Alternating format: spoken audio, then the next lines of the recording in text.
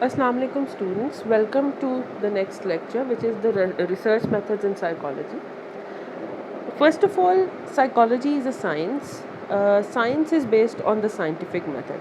The scientific method is a approach जिसके through हम systematically knowledge को acquire करते हैं, हासिल करते हैं.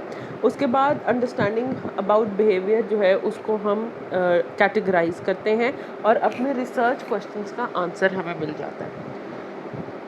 रिसर्च प्रोसेस का स्टार्ट भी थेरी से होता है और इसका एंड भी थेरी के ऊपर होता है. It is a cyclical process. Her theory किसी ना किसी रिसर्च की बेस पे बनी है और हर थेरी से नई रिसर्च क्वेश्चंस निकलते हैं जो इन टर्न नई थेरीज़ को सामने लेकर आते हैं.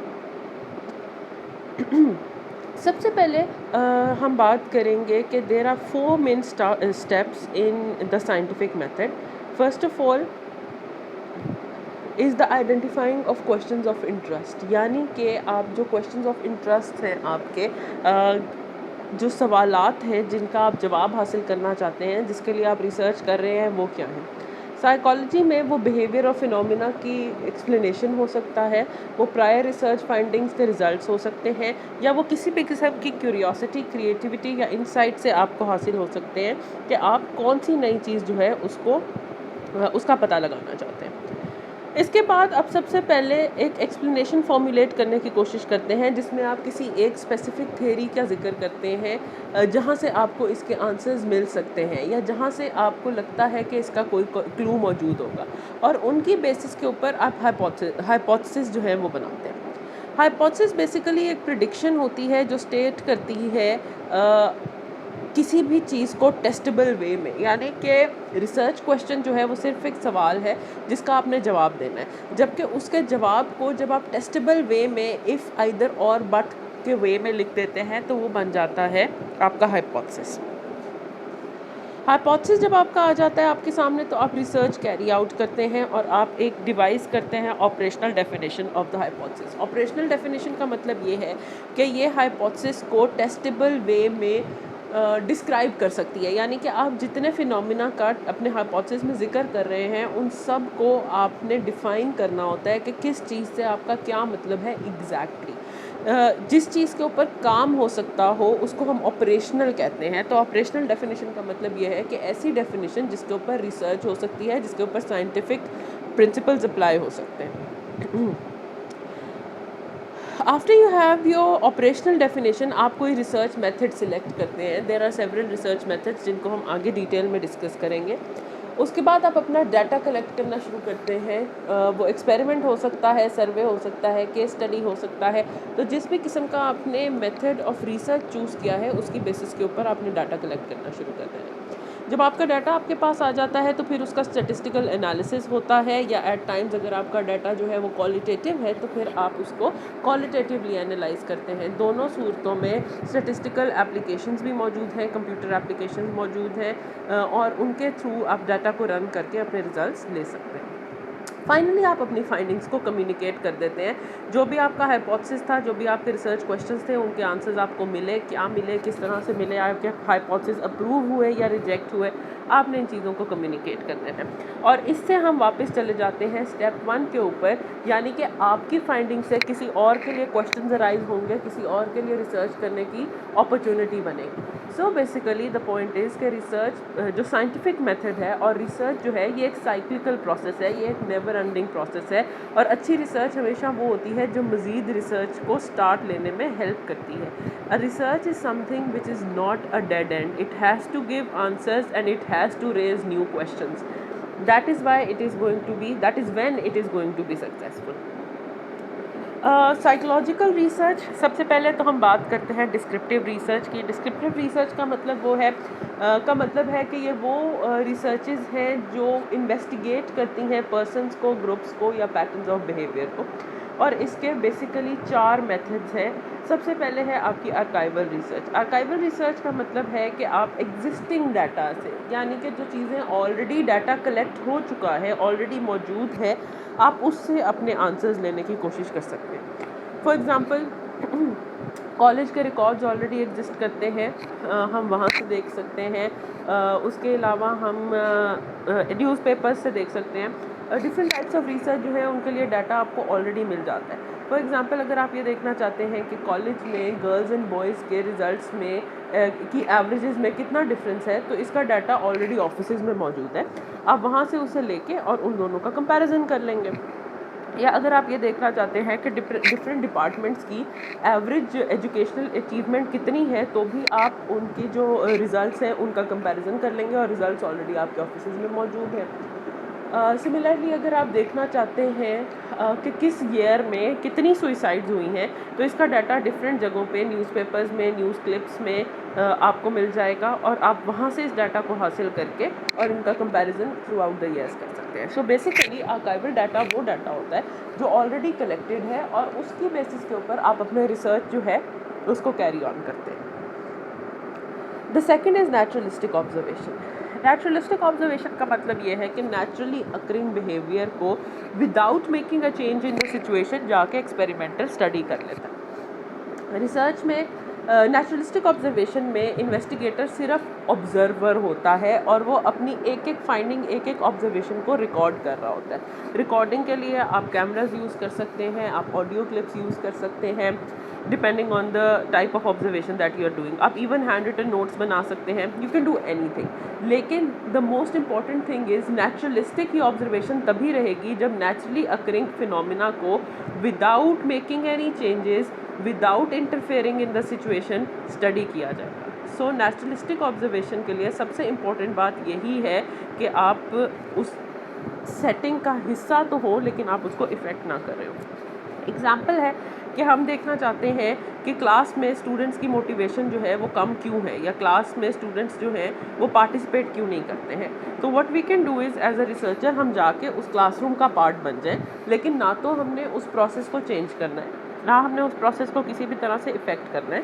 क्यों? क्योंकि हम उसको नेचुरली अकरिंग वे में स्टडी करना चाहते हैं कि ये किस तरह से हो रहा है कि इसमें प्रॉब्लम्स या इश्यूज़ आ रहे हैं।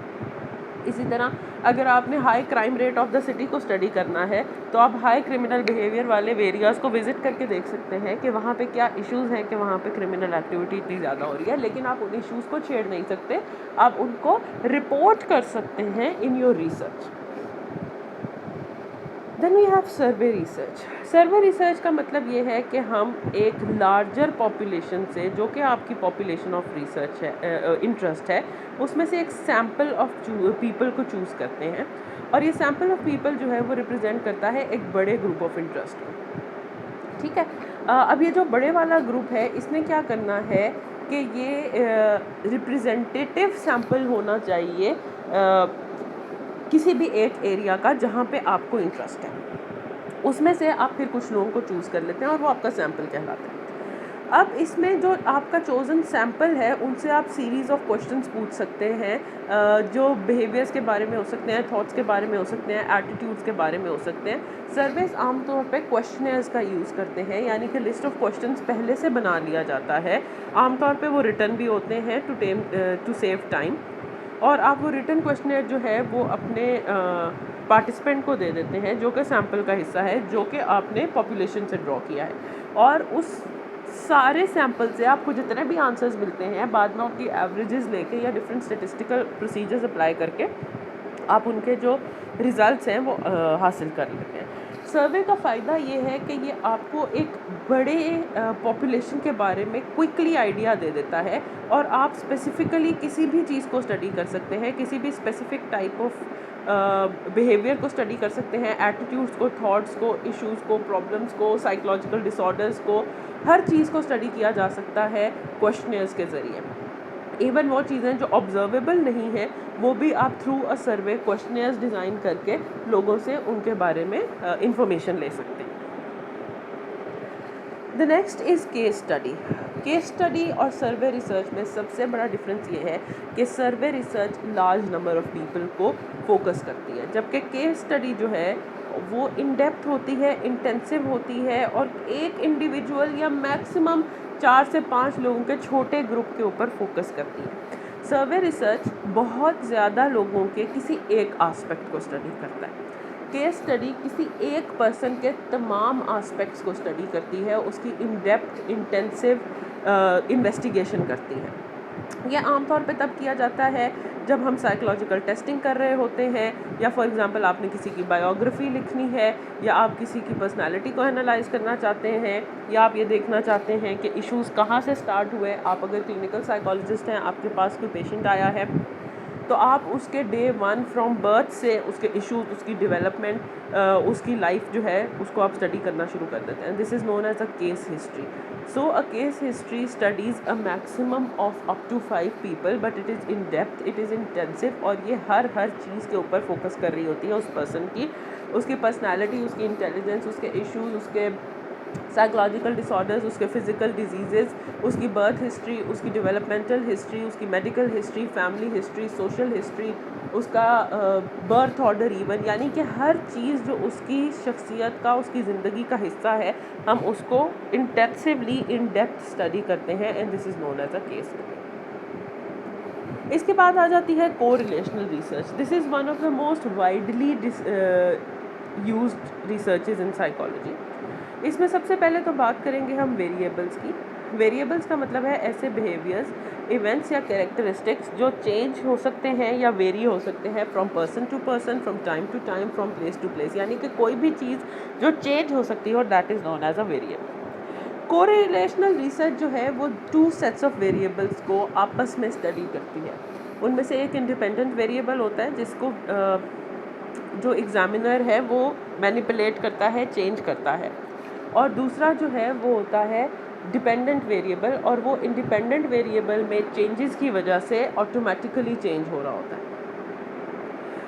पॉजिटिव कोरिलेशन का मतलब ये होता है कि value of one variable increase होने से the value of the other variable is also going to increase, यानी कि दोनों चीज़ें एक ही डायरेक्शन में जाएंगी। एक की वैल्यू इंक्रीज होगी तो दूसरे की भी इंक्रीज होगी, और एक की वैल्यू डिक्रीज होगी तो दूसरे की भी डिक्रीज होगी। इन कंट्रास्ट नेगेटिव कोरिलेशन का मतलब ये है कि ये दोनों डायरेक्टली प्रोपोर्शनल नहीं है, ये इनडायरेक्टली प्रोपोर्शनल है। एक को आप इंक्रीज़ करेंगे तो दूसरा डिक्रीज़ होगा, एक को आप डिक्रीज़ करेंगे तो दूसरा इंक्रीज़ होगा। सो कोरिलेशनल रिसर्च में हमें ये पता चलता है कि दो वेरिएबल्स आपस में किस तरह से रिलेट कर रहे हैं, उनका आपस में क्या ताल्लुक है, और वो एक दूसरे को इफ़ेक्ट कर रहे हैं या नहीं। कोरिलेशनल रिसर्च से जो हमें पता नहीं चलता है वो ये है कि इफ़ेक्ट, कॉज एंड इफ़ेक्ट है या नहीं है। कॉजेशन हासिल पता नहीं चल सकती आपको, कोएग्जिस्टेंस पता चल सकती है, कोरिलेशन पता चल सकती है। आप ये पता कर सकते हैं कि दो चीज़ें इकट्ठे एग्जिस्ट कर सकती हैं, आप ये प्रूव नहीं कर सकते कि उनमें से एक दूसरे की वजह से हो रही है। सो ऑलवेज रिमेंबर कि कॉजेशन पता करने के लिए you can not have correlational research. Causation पता करने के लिए हम जो रिसर्च करते हैं that is known as experimental research. Experiment का मतलब है कि हम दो वेरिएबल्स को डिलिबरेटली स्टडी करते हैं लेबॉर्ट्री के अंदर कंट्रोल्ड सिचुएशन में, जहाँ पे हम ये देख सकें कि चेंजेस करने से किस तरह से और क्या इफ़ेक्ट होता है। सो कहीं भी साइकोलॉजी में अगर आपको कॉज एंड इफ़ेक्ट रिलेशनशिप पता करना है तो आपको एक्सपेरिमेंटल रिसर्च करनी है, और किसी भी किस्म की रिसर्च जो है वो आपको कॉज एंड इफ़ेक्ट रिलेशनशिप नहीं बताती। एक्सपेरिमेंटल मैनिपुलेशन का मतलब ये है कि वो चेंजेस जो एक्सपेरिमेंटर खुद से लेबॉर्ट्री के अंदर प्रोड्यूस करता है ताकि उसके इफ़ेक्ट्स को स्टडी किया जा सके।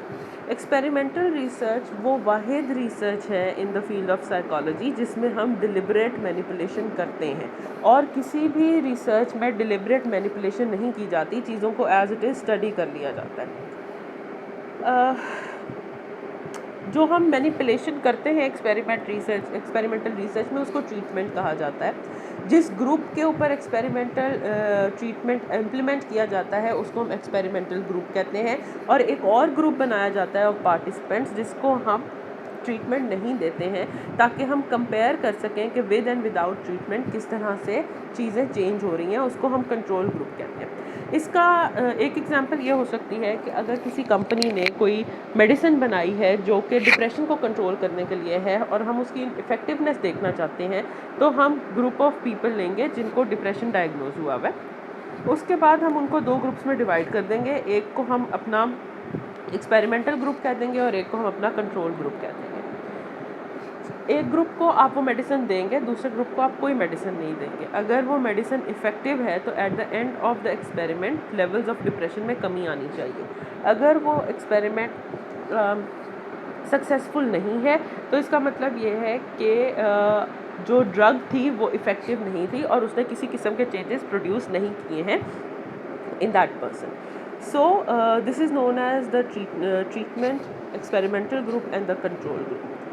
अब इंडिपेंडेंट वेरिएबल और डिपेंडेंट वेरिएबल को हमने पहले से डिस्कस कर लिया है। यहाँ पे भी यही होता है, जिसको एक्सपेरिमेंटर कंट्रोल कर रहा होता है वो आपका इंडिपेंडेंट वेरिएबल होता है, और जिसमें इफेक्ट खुद से प्रोड्यूस हो रहा होता है वो आपका डिपेंडेंट वेरिएबल होता है। रैंडम असाइनमेंट टू कंडीशंस का मतलब ये है कि जब आप वो दो ग्रुप्स बना रहे हैं, यानी कि एक्सपेरिमेंटल ग्रुप और कंट्रोल ग्रुप, तो आपने रैंडमली लोगों को असाइन कर देना है उन दोनों ग्रुप्स में। क्यों? क्योंकि आपके दोनों ग्रुप्स में बेसिक डिफरेंसेस नहीं होने चाहिए अगर आप एक्स्ट्रा चीज़ों के इफ़ेक्ट को मिनिमाइज़ करना चाहते हैं। यानी कि जो एक्सट्रीनियस वेरिएबल्स हैं, जो आपके इंडिपेंडेंट और डिपेंडेंट वेरिएबल के अलावा वेरिएबल्स हैं, उनके इफ़ेक्ट्स बीच में नहीं आने चाहिए। इसके लिए हम रैंडम असाइनमेंट टू कंडीशंस करते हैं और हम उसको फिर स्टडी कर लेते हैं इफ़ेक्ट्स को। ये जो अभी मैंने आपको एग्जांपल दी है उसको यहाँ पे उन्होंने इलस्ट्रेट किया हुआ है, और उसमें इसके एंड में आपने दोनों रिजल्ट्स के ग्रुप्स को कंपेयर करना होता है और इससे आपको इफ़ेक्ट्स पता चल जाते हैं। सिग्निफिकेंट आउटकम का मतलब ये होता है कि रिजल्ट्स जो है वो मीनिंगफुल थे और वो पॉसिबल थे फॉर द रिसर्चर्स। वो इस तरह इतने क्या कहना चाहिए कि उनका जो डिफरेंस था दोनों ग्रुप्स का वो इतना सिग्निफिकेंट था कि हम उसकी बेसिस के ऊपर किसी भी तरह का जो क्या कहना चाहिए आंसर है वो निकाल सकते हैं। ठीक है, स्टैटिस्टिकल एनालिसिस किया जाता है और हम अपने हाइपोथेसिस को कंफर्म या रिजेक्ट करते हैं अगर दोनों में डिफरेंस जो है वो सिग्निफिकेंट हो। This is a table, this is very important, आप इसको देख लेंगे। ये डिफरेंट टाइप्स ऑफ रिसर्चेस को कंपेयर कर रहा है, उसके डिस्क्रिप्शन दे रहा है, उसके एडवांटेजेस दे रहा है और उसकी शॉर्टकमिंग्स दे रहा है। ये चीज़ें हमने ऑलरेडी डिस्कस की हैं। Please go through this ones and if you have any questions ask me in the Zoom meeting और in the comment section. Replicated research का मतलब ये होता है कि आपने एक स्टडी कर ली है या किसी ने कोई एक स्टडी कर ली है और आपको ये लगता है कि आपके इर्द गिर्द भी ये प्रॉब्लम मौजूद है और आपको भी इसका सोल्यूशन चाहिए, तो हम उस स्टडी को रेप्लिकेट करते हैं। यानी कि हम अपनी इन्वायरमेंट में अपने लोगों के साथ अपने एक्सपेरिमेंट करते हैं या अपना सर्वे करते हैं और हम उसको रेप्लिकेट कर लेते हैं ताकि हमारे एरिया के लिए, हमारे लोगों के लिए भी उसके रिजल्ट्स हमें आ जाएं और हमें कॉन्फिडेंस भी हो जाए कि जो प्रायर फाइंडिंग्स थी वो हमारे एरिया के ऊपर, हमारे जोग्राफिक लोकेशन के ऊपर, हमारे कल्चर के ऊपर भी एप्लीकेबल है। This is the summary and the recap. इसको आप एक दफ़ा देख लेंगे। इट इज़ वेरी इंपॉर्टेंट कि आपको इन सारी चीज़ों के बारे में पता हो। Please have a look at it and then ask me any questions if you have them. Thank you so much. अल्लाह हाफिज़।